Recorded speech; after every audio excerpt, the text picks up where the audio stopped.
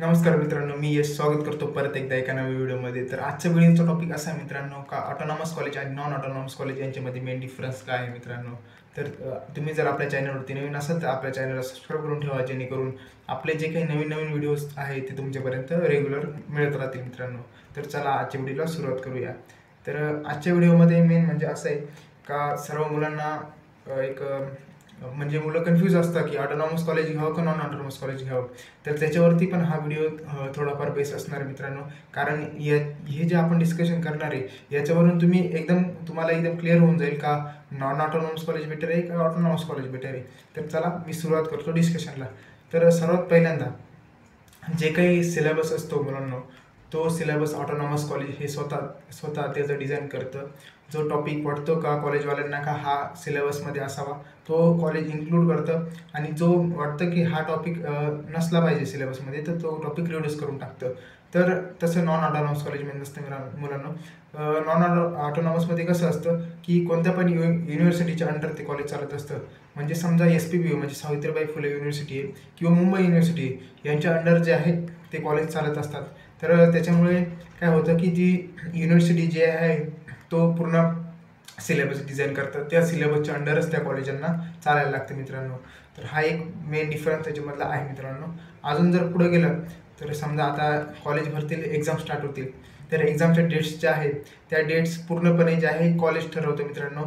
की डेट्स आणि टाईम पण, म्हणजे पेपरसाठी किती टाईम द्यायचा एका मुलांना, समजा एका पेपरला 3 तास द्यायचा का 2.5 तास द्यायचा, हा वेळ जो आहे तो पूर्णपणे कॉलेज ठरवतं ऑटोनॉमसमध्ये. तसं तर नॉन ऑटोनॉमसमध्ये असं नसतं मित्रांनो. युनिव्हर्सिटी पूर्ण ठरवते का डेट्स, या डेट्समध्ये आपले पेपर्स होतील, या टाईमात आपले पेपर होतील, हे पूर्णपणे युनिव्हर्सिटीच्या हातात असतं मित्रांनो नॉन ऑटोनॉमसमध्ये. तर पुढे गेलं तर आपण जे आहे जी 4 वर्षानंतर तुम्हाला डिग्री मिळणार आहे मित्रांनो.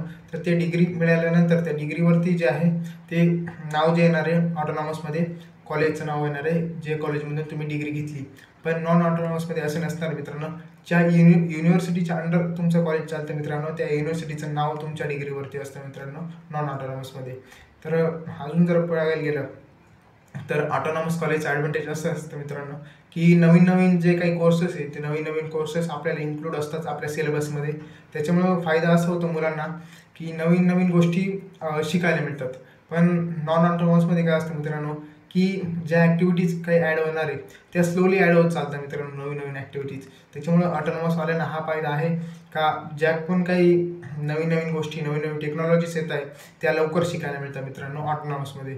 तर अजून जर पुढे गेलं आपण तर समजा एखाद्या कंपनीचं टाईप असतं कॉलेजांबरोबर का आम्हाला असे हे आमची ही रिक्वायरमेंट आहे, आम्हाला असे कोर्सेस मुलांना शिकवलेले पाहिजे, तर आम्ही तुमचे स्टुडंट जे आहे हायर करू.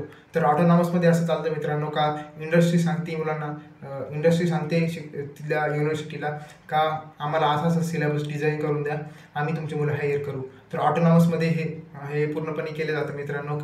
त्यांच्या पद्धतीने थोडाफार सिलेबस डिझाईन केला जातो, जेणेकरून जे मुलांना आहे ती लगेच प्लेसमेंट भेटावं. पण नॉन ऑटोनॉमसमध्ये असं नसतं मित्रांनो. सर्व जे आहे सिलेबस जो आहे, करिक्युलम आहे, ते पूर्णपणे युनिव्हर्सिटीवरती डिपेंड असतं मित्रांनो. युनिव्हर्सिटी ठरवते का मुलांना काय द्यायचं आणि काय द्यायचं नाही.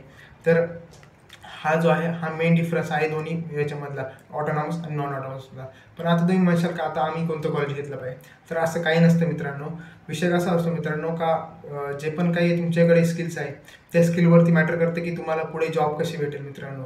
जर तुमचं स्किल चांगलं असेल तर तुम्हाला 100% जॉब हे मार्केटमध्ये मिळणार आहे मित्रांनो. त्याच्यामुळे घाबरायचं काही कारण नाही, दोन्ही पण कॉलेज सारखेच आहे मित्रांनो. जर तुम्हाला हा व्हिडिओ थोडा जरी इन्फॉर्मेटिव्ह वाटला असेल मित्रांनो तर लगेच आपल्या चॅनलला सबस्क्राईब करून ठेवा, जेणेकरून आपण असेच नवीन नवीन व्हिडिओ जे आहे ते तुमच्यापर्यंत आणत राहू आणि तुम्हाला जी आहे इन्फॉर्मेशन ती मिळत राहील. धन्यवाद मित्रांनो. Thank you so much.